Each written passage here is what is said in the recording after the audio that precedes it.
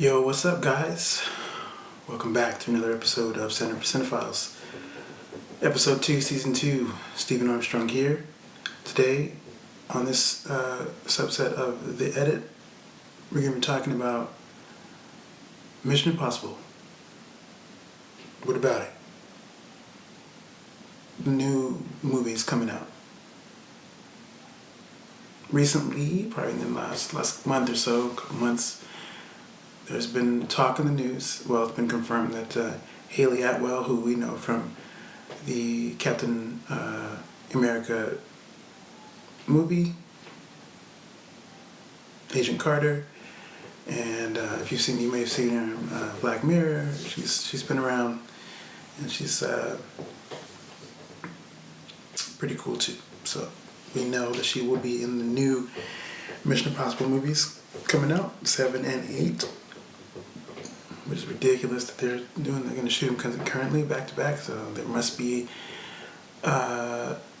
directly tied into each other, which is interesting.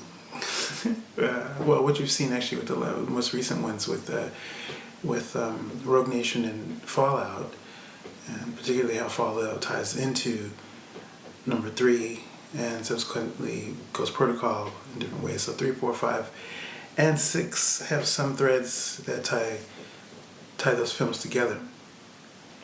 And so interesting going forward how 7 and 8 will be shot back to back,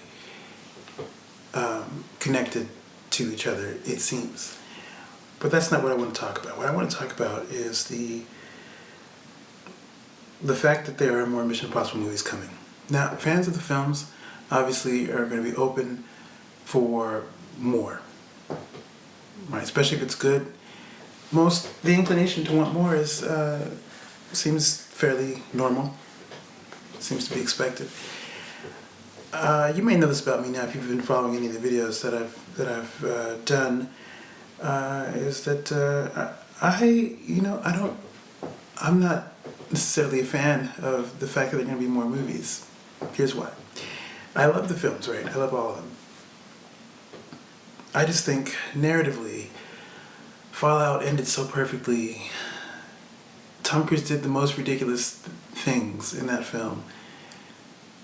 It almost doesn't make, like, what else could you do? Like, he's literally been to the top of the world to do stunts and stuff with the Halo jump. Unless you go into space or something like that, that's probably the only other thing you could do. I don't know what else you could do. That's one reason. Like, so just stop. You should stop making the movies. Related to that is, as much as people like the films, I think people are expecting now, we're always expecting now for Tom Cruise to do something just out of this world. What are the next stunts that he's going to do? How could you, how could you top whatever was done in the previous movies? I don't know that after Fallout that you could do that. I don't know you can top that. And in fact, I'm going to go out boldly and say that unless he goes into space for real or something like that, like, there's no, like, literally no CG. No, I'm talking about how he really does things practically. Unless there's a way for him to do that, I don't think you're going to top the Halo jump. You're not going to do that. So that's one thing. Why would you, don't taint the memory of the greatness of Fallout. There are multiple stunts that were amazing in that film that Tom Cruise did. And the other thing is, I may not be the only person thinking about this. Tom Cruise is, he's in his mid-50s.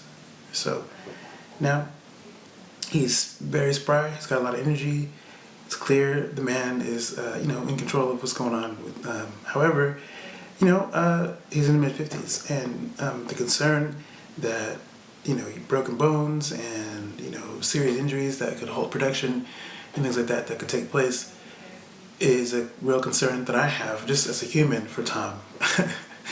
Humanly, as much as I love the movies and as much as I appreciate his work ethic and his passion, and what he's doing, it made me sad to hear when he broke his ankle for Fallout. I was really genuinely sad, like, oh, for, whatever, it slows down production or whatever. But that's not something that fans have to worry as much about. That's more a producer's problem, studio problem, that when production is halted or slowed down for whatever reason. As a human, I think, oh man, that's messed up. He's got and then he's got, you have to deal with all the recovery time and the healing time and all that stuff. That's no fun. And I think particularly I have a more personal stake in that these days, having suffered my own injury and in the midst of I'm trying to do other projects. And so all the projects that I'm doing have been slowed down. So I personally can say, before this, I was like, that's messed up. But now I'm going, man, that is messed up. In that position, if you're a position of person who's doing stuff and moving and it slows things down and it's not fun. So I would hate to have that happen again for Tom Cruise on future films. Right, that's the other thing. As amazing as Hayley Atwell is, and as great as I think she would be, she's an amazing casting choice. First of all, she's going to be fantastic. She's going to be just like adjacent to Rebecca Ferguson, who's amazing, right? She's amazing in both her turns in the Mission Impossible films. A great new face for the series, and likewise, Hayley Atwell is another great new face for what's going on, and I think she would be great. I just don't know that it's necessary for her to be in the mix at all. Not anything to do with her. This goes back to my original point that just the movie shouldn't be in existence for her to be cast in the first place. That's where I'm coming from. Yeah, so I think that's all I really wanted to talk about. I just it's been a long time coming, this video. I'm a fan of Mission Impossible in general. I'm a fan of Tom Cruise, and I'm a fan of Hayley Atwell. I think that it's a great, and then Chris McQuarrie, he's done amazing work with his with the Mission Impossible films, and so you can only give us the greatness that we expect anyway. The one thing though I think that is interesting, I think,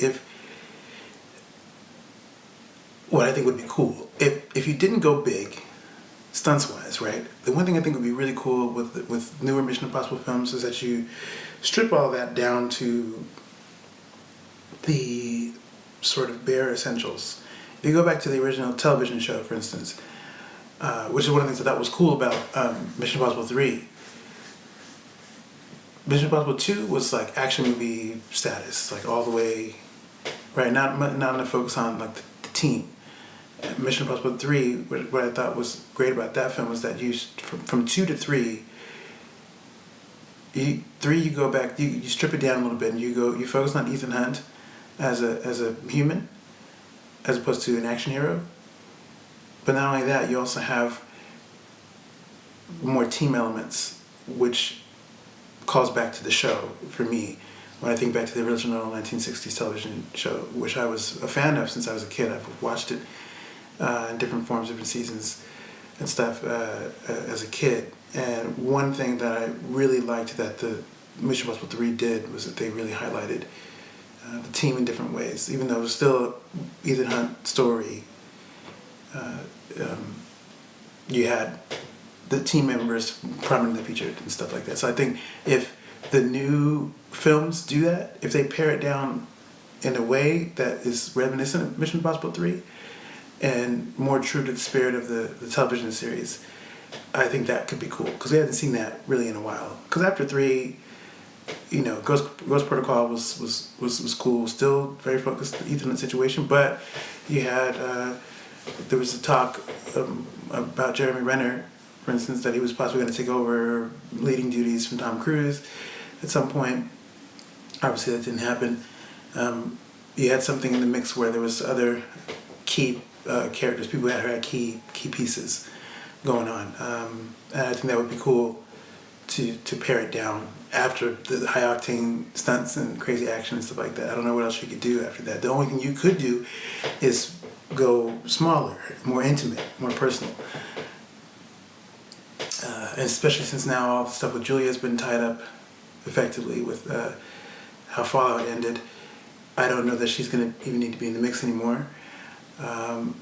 What else is there? What other? I don't know. I mean, I guess that's it really. I don't know what else to say about that.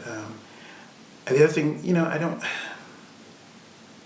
want to see the quality of Mission Impossible films diminish. Although I have faith in Tom Cruise and Chris McQuarrie, I know they're going to do great stuff. It just feels like I am concerned that a seventh and eighth film, something about it might dip the quality in some way, and I don't want to see that. Or I don't know. Well, whatever. Something's gonna happen anyway. We're gonna see it. Hopefully, everything goes smoothly and people are healthy and everything works to the best of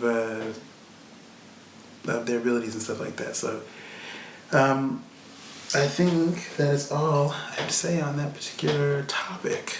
Let me know what you think on Mission Impossible situations. Do you care about whether or not there's another Mission Impossible movie? You might not. If you don't, that's cool too. And if you do, let me know what you think, if you'd like to do that. I'm sure there are other things I'd like to talk about on that topic, and I'll probably come back to that at some point. But in the meantime, I think that'll be it. Thank you so much for your time, and thank you if you stumbled upon this video, I appreciate that you took the time to watch it. Other than that, I think that'll be all for me. I'm signing off. Stephen Armstrong saying I'll check you guys out later. I'm out of here.